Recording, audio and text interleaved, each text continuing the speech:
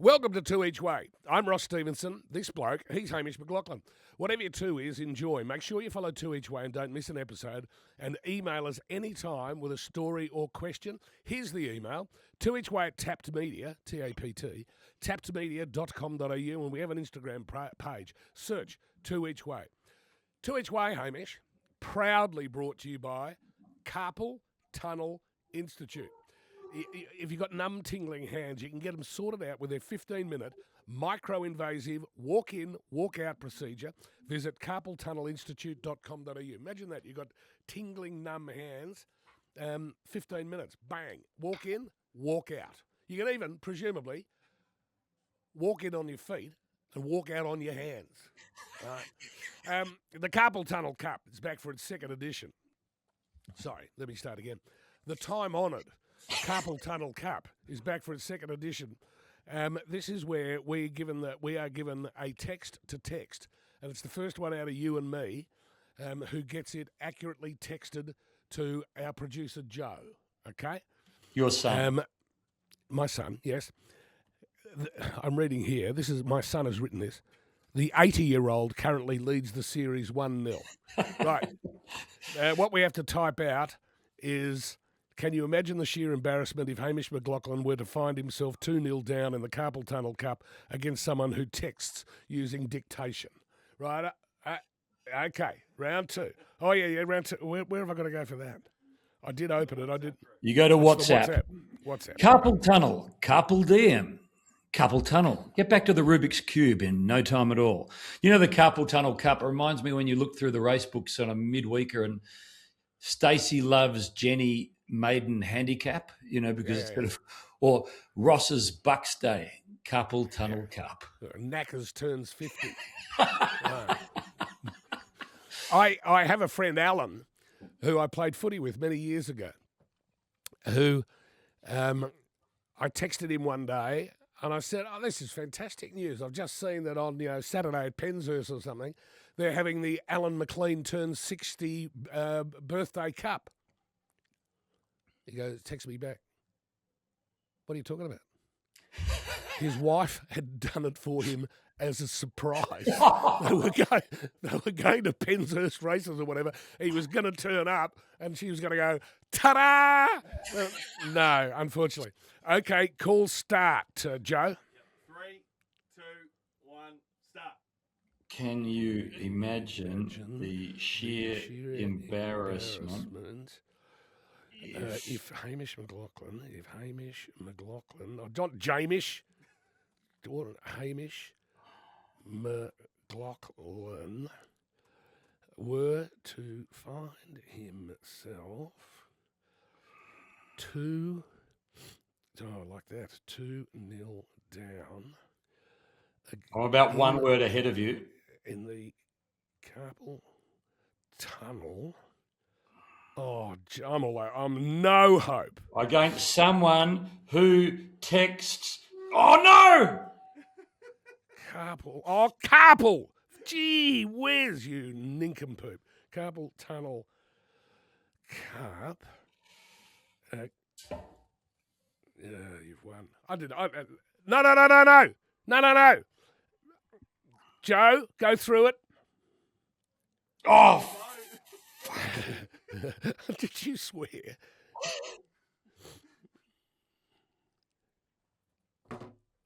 Oh, Ross from nowhere! Can you imagine the sheer if Hamish McLachlan were to find himself 2-0 down in the Carpal Tunnel Cup against someone who texts using dictation? no, there's no 2-0. question mark. There's no question mark there. Oh, no. So hang on, I'm still not there because I've got it. I win. Yep.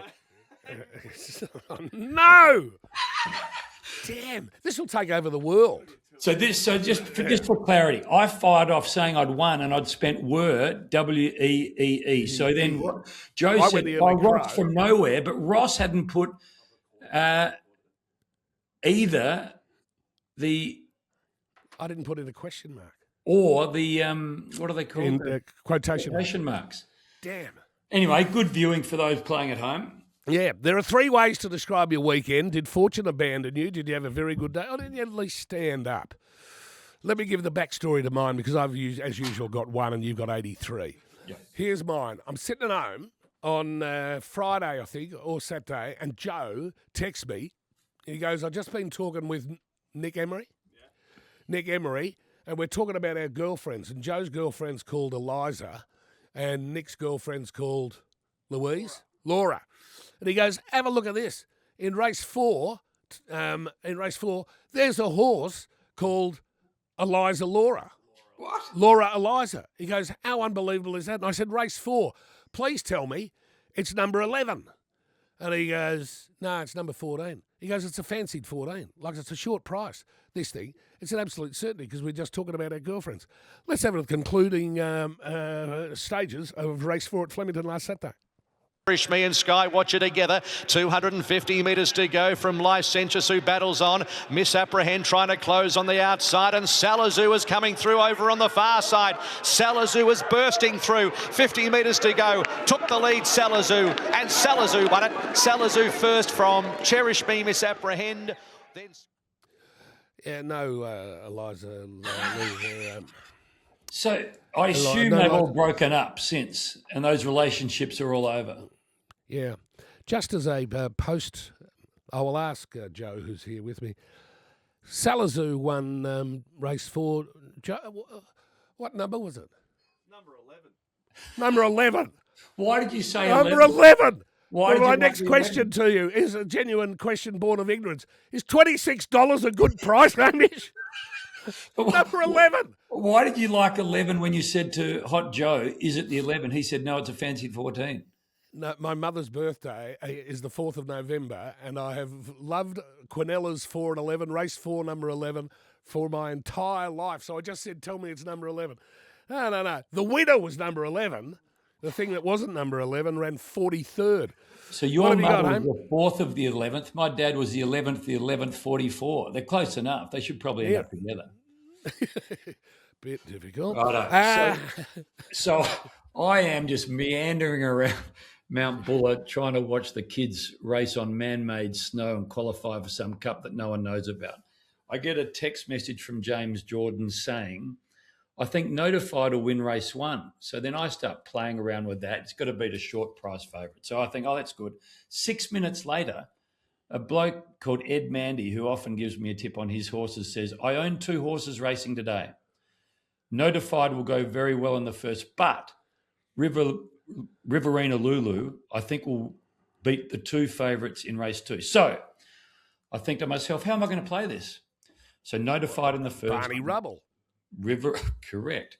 So what I do, I have a series of bets, one of which is Notified straight out, lots of shoes. The second bet is Notified to win into Riverina Lulu to win a small island. And then in the second race, which I'll get to in a moment, I have an exacta, Riverina Lulu, to beat the 2 hot pot favourites, Hard Kick and Panchenko. Let's just get to race 1 where Notified has to win. It's in the orange colours. And then came Dallara. It's achy breaky hard at the 200 metres. Ko Pung Yan was able to come back on the inside. Notified's lifting with Dallara. Ko Pung Yan, 100 metres to go, is about 2 lengths in front now and is pulling clear. And Ko Pung Yan out sprints them late. Notified second. Problemo. Yeah. Problemo. So there goes a few of my multis. So it was $3.50 that horse, and I was thinking I was going to win about 10,000 pairs of shoes early to start the day and really get a spring in my step. But I thought, oh well, Riverina Lulu, I've had in an exacta with Hard Kick and Panchenko, and I've had the bet so confidently because I was thinking worst case scenario is the 2 favourites will just run 1 and 2, and the tip will be bad. And I'll get most of my money back. Best case scenario is the tip is right and it'll beat one of those 2 favourites, Hard Kick and Panchenko. There is 1,000 shoes on the exacta, Riverina Lulu, Hard Kick, Panchenko. Riverina Lulu took the front. Hard Kick's going to have to lift here. Panchenko's going to have to lift. Riverina Lulu with 100 metres to go. Clicked up, led by 2 lengths to Leopard Shark. And Riverina Lulu's going to cause a surprise from Leopard Shark, the troubleshooter. Oh, dear, oh, Now, dear. let me just take you through some numbers, Ross. Yes. Riverina Lulu pays $11. Oh, no. And the two favourites at $1.80 and $2.80 run 6th and 7th. The first four pays $71,000 in an 8-horse field. The Exacta pays $94. The Canela pays $67. Hamish collects $0 from the first two races at Flemington. Right. You know what this reminds me of? Morons are us. That bloke told you that he thinks Riverina Lulu can beat the two favourites. Right. There is a friend of mine who has been involved, has lived in Hong Kong for many, many years and directly involved in horse racing. I'm not going to name him, but you know who he is. It's not an embarrassing story. But he used to say... He loves the bulldog, this man. Yes, you would have an owner up there and he would go to the owner and say, I've done the form, your horse today, it will win today. It will win. He brings them that good news. The response? What runs second? What's an Exacta? This is you. You were told Riverina Lulu would win. I left the house and I walked for about 6 or 7 hours just by myself in bare feet through the snow. I didn't even have a shirt on. It was just like, why have you not learned after 50 years that when the greed gland starts pumping, you're going to make stupid decisions? I just continued to walk until I found sort of this little dam with a little bit of water in it. I just drifted into the dam, hoping it was going to be deep enough just to lie and freeze my way to death. It was embarrassing what I did. I went back and told Lex that he should never, ever do anything that I do ever again. He said, when would you rather run again? So then Dean Lester Cup, race 6. Dean Lester, mate of ours. I didn't bet on the race, but I was thinking one of two things will happen here. Either because he was had a very close relationship with Jerry Ryan. Either Jerry Ryan's horse will win here in Jerry's colours, or Bold Soul will win on the basis of that being exactly what Dean Lester was. Tries to dash away, but here comes Bold Soul and Pavati Party up on the inside. Black run grab by Pavati Party, Bold Soul, Tempesty the middle, great finish to Janice getting through, and Highland Blaze is still coming at them. They reach the line, photo finish, Bold Soul. I reckon Bold Soul has won. Win. There you go. Wins. Did you now swim out of the dam at Mount Buller and go and find a warm bar somewhere? Oh. So, no is the answer. I didn't back it because I was on Pavati Party on the basis that was your pick'em thing. And I saw it on the inside running along, little Craig Williams just trying to get it over the line, tongue hanging out, tired legs late, and Bold Soul jumped over the top. So, again, another opportunity to win money that didn't happen. I'm now down about $15 million. I go to bed on Saturday night thinking I won't bet anymore.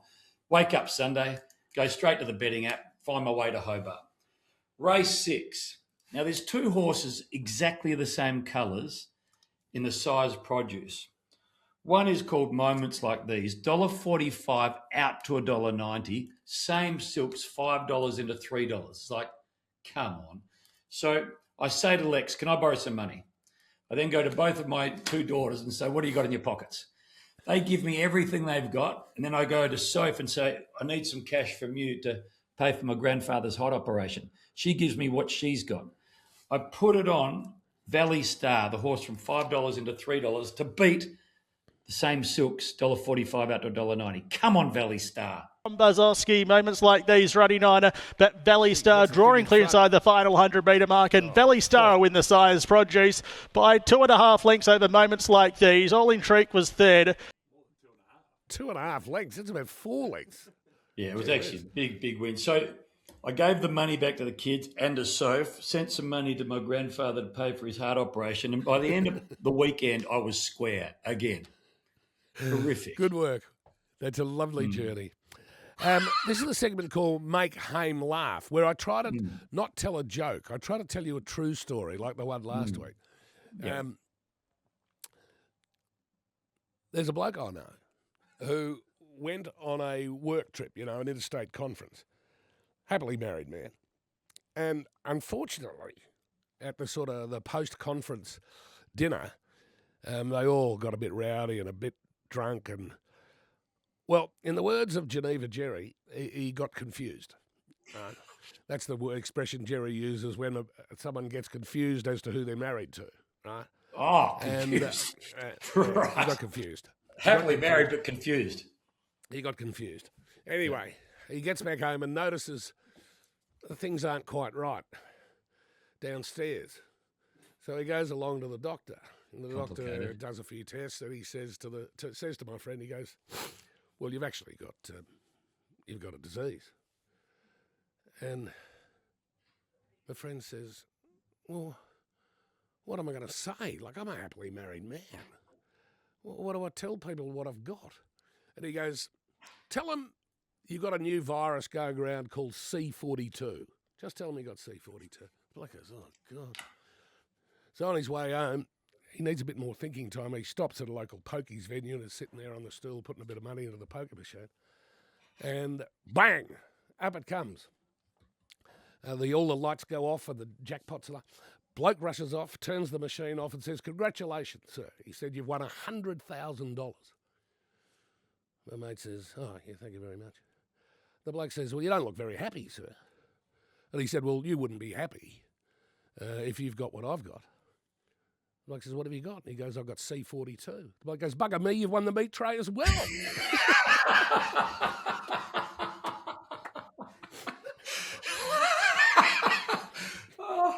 I love the fact for the whole time. I thought it was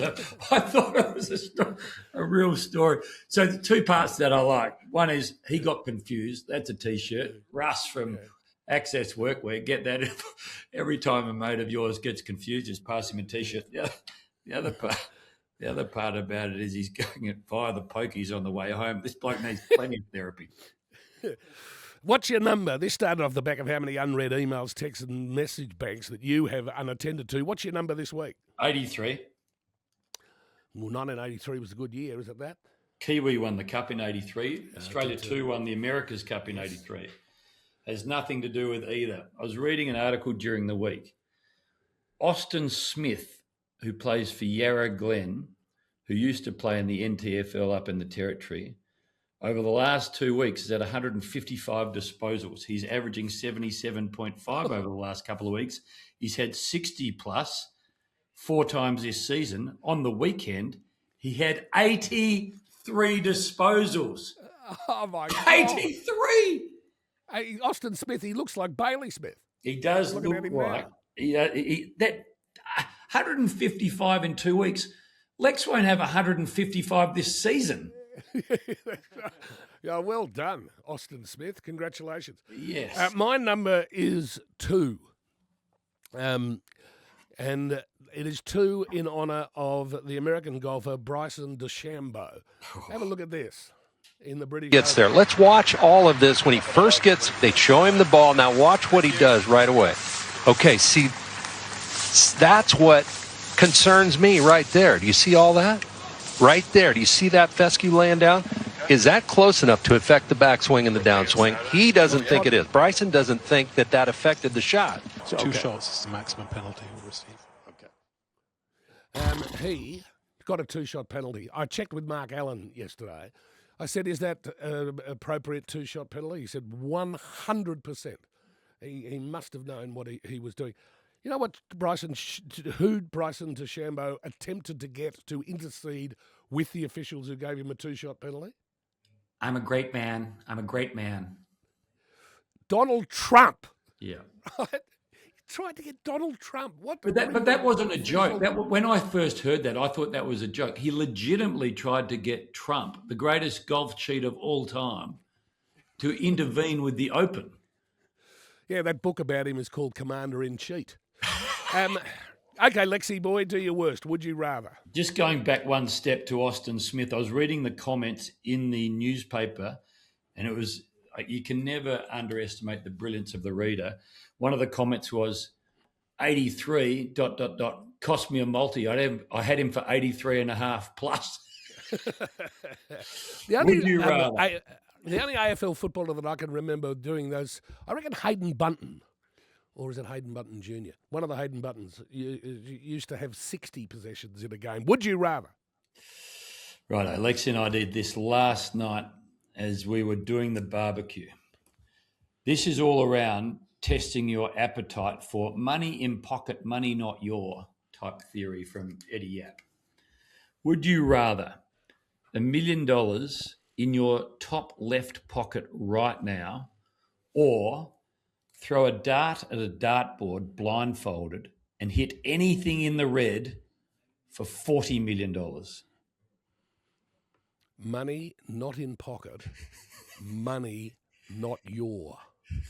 That was Eddie Yap, the short order cook from Mulwala, who had the straight six. He got it down to the last, and they called for a developed print before they determined that Eddie Yap's horse ran second. That was at Sandown. And when he missed out on $1 million, I think, when they asked him, he said, money not in pocket, money not your. I'd have the $1 million, no problem. What would you do? 40 million. It's a 50-50 ball, as long as you can hit the board. We got to hit the board for a start. Well, we're going to hit the board. We're not that old. I mean, you are, but I'm not. Righto, take your $1 million. I agree. You could turn that into something this weekend wherever they're racing. So he then went on to real estate versus cash in hand. What's your favourite city in the world?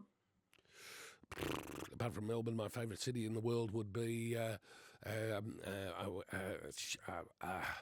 Syracuse in Sicily.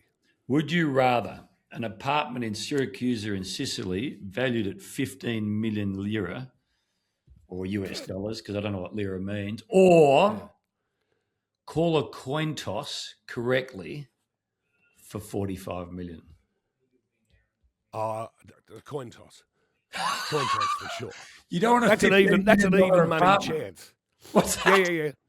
Yeah. Well, I'm just interested if Joe could possibly Google when did Italy last use lira as a currency. I'm pretty sure they use the euro. Yes. But no, wouldn't you toss for 45 rather than be guaranteed a $15 million apartment? I reckon I'd be pretty happy with a 15 million euro apartment just out of nowhere. But okay, you're a gambler. I like it. The problem with an apartment worth 15 million in Syracuse is one day a nice man might walk up to you. You might knock on your front door and say, "This is my apartment now." I can see why you love the city then. Great. Yeah. Would you rather to live for another 10 years, pick one card from a shuffled deck and have it have to be a face card, or sink a free throw you've never practiced?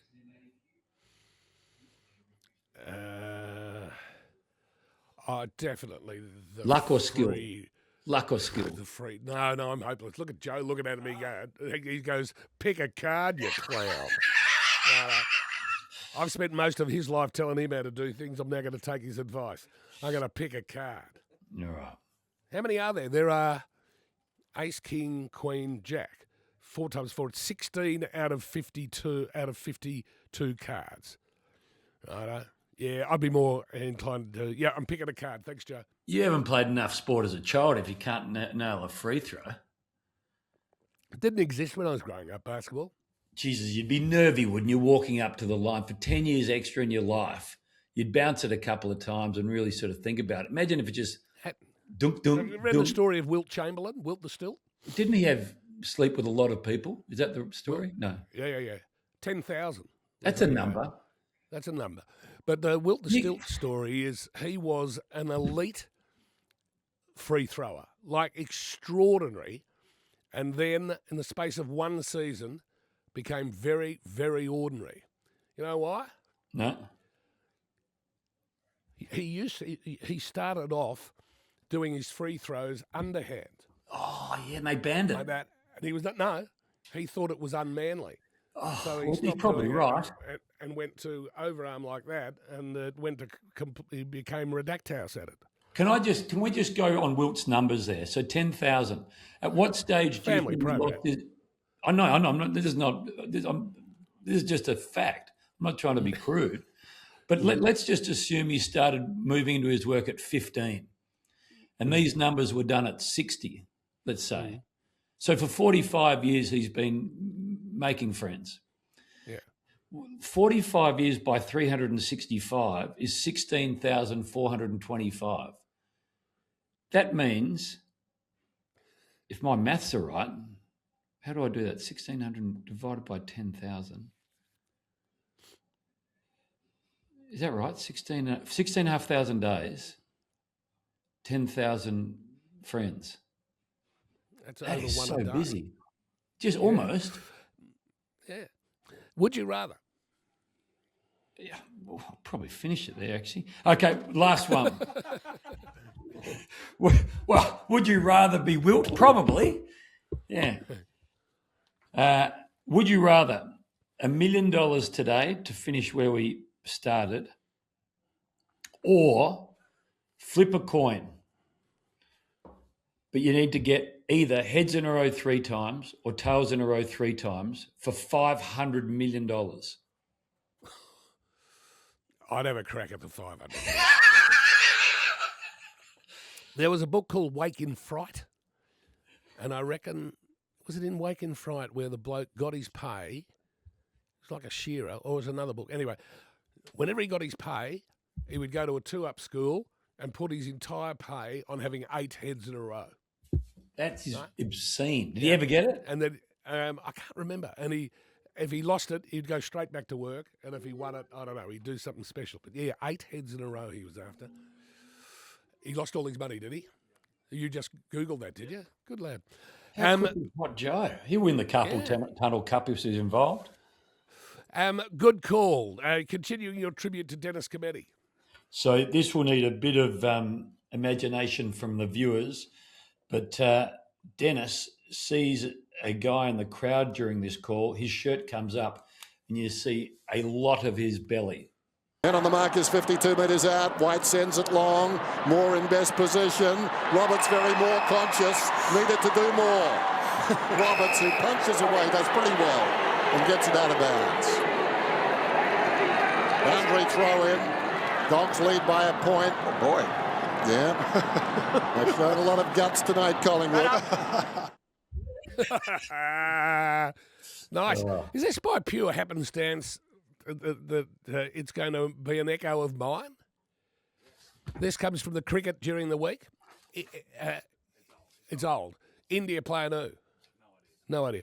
And the commentator spots a bloke in the crowd who's very, very generously proportioned. Oh, it's hot. You need that ice cream. There's someone hiding behind.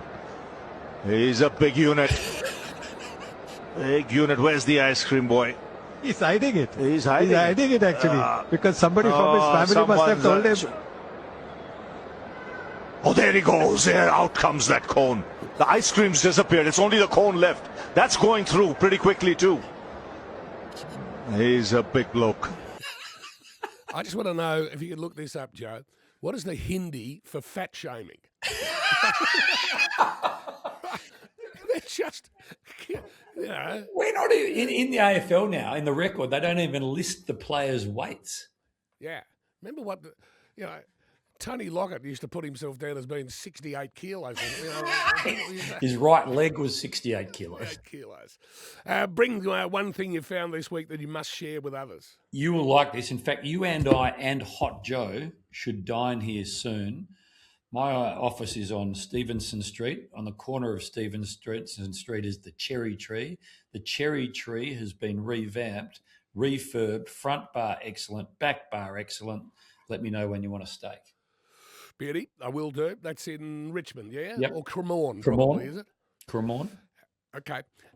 What I've found is when someone is working themselves up to a challenge, right? You ever seen that I saw one recently. What was it?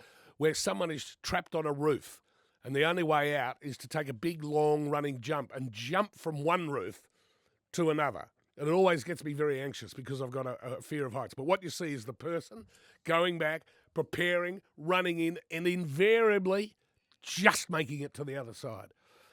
Here's a bloke who's been challenged to jump across a creek.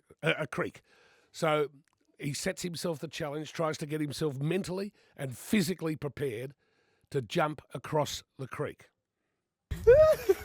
Don't do it, Papa. Let me hear you. Papa. It's okay.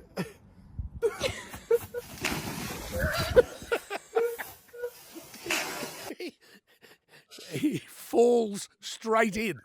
That's been watched by 78 million people around the world. The world long jump. Who holds the world long jump record? It used to be Bob Beeman. Bob Beeman in Mexico owned it for a very long time, and then someone rolled him by about 5 centimetres. Please hold. Mike Powell. He's Mike Powell, yep. What do you like of this weekend? You got $1 million to invest. Yeah, well, first of all, let's go back. You said Spain would win the World Cup on the back of John Anderson, so I said, well, I have $1 million on Argentina. Even though I had $1 million on Argentina, I did not want them to win on the basis that Spain completely dominated. I thought if they don't win this will be the greatest travesty of justice. But then post-match, when they started a fight on field, like, thank God Spain won. The best part about the World Cup was in the Spanish celebration photos, Donald Trump has been airbrushed out of the photos on the basis that he refused to move from them. My God. Anyway, your question was, who am I backing this weekend? I'm going over to call the Crows and Pies. I think the Crows will beat the Pies. I think Melbourne will beat my team, the Cats. So what I'm having there is some emotional insurance. Fremantle will win the Derby and the Hawks will punish Essendon. The Dogs will beat Richmond and the Lions will get the job done over... Who are they playing? They're playing... Whoever they're playing, they'll win. That's $3.40. So this is when emotional insurance has a child with a multi. It's called an EI Ulti, and that is $3.48. Have $1 million on. I'll give you money back if that doesn't win. I'm going to back race 4, number 11. In race 4 in Sandown, there is no number 11. Race 4 in Canterbury, there is no number 11. Race 4 in Doomben, there is no number 11. Ladies and gentlemen, Murray Bridge, race 4, number 11, Immortal Spirit, $500,000 each way at $26. It seems moral. Moral. Yeah, we have created the multi-lister multi off my new system, bet small to win big, which would be apparently the opposite of your approach. If you want to be registered to be part of the multi-lister multi, just email us, give us your name to 2eachway@taptomedia.com.au to register. Last week's multi, it was 9-legger. Fremantle plus 25 against Port Adelaide. Bang, yes. Mark, Melbourne to beat North, yes. Hawthorn to beat Richmond, yes. NRLW, Roosters to beat Canberra, yes. Will Ashcroft to have 25 plus disposals? Yes. Scotty Scheffler to finish in the top 20 at the British Open? Yes. Flemington race 7, Barari the place? No. Ben Carlton 6.5 against Collingwood? No. It's just getting so close. This week, let's get to this week's multi-lister multi. 7 legs at $12. So you'll put 20 on it. Will be 240 divided by 7, so 30-something dollars. Ernie says Sharks to beat the Sea Eagles. Ben says Adelaide to beat Collingwood. Peter says Canberra to beat the Tigers. Andrew says NRLW Warriors to beat the Eels. Mark says Sydney to beat GWS. Bernie says Bulldogs to beat Richmond. Sam says Geelong to beat Melbourne. You don't like that. Multi-lister multi. Email us now. 2eachway@taptomedia.com.au to register for next week's multi. Follow 2eachway wherever you get your podcasts. Email 2eachway@taptomedia.com.au and follow us on Instagram. Just search 2eachway and Hame, whatever your 2 is, enjoy. Will do.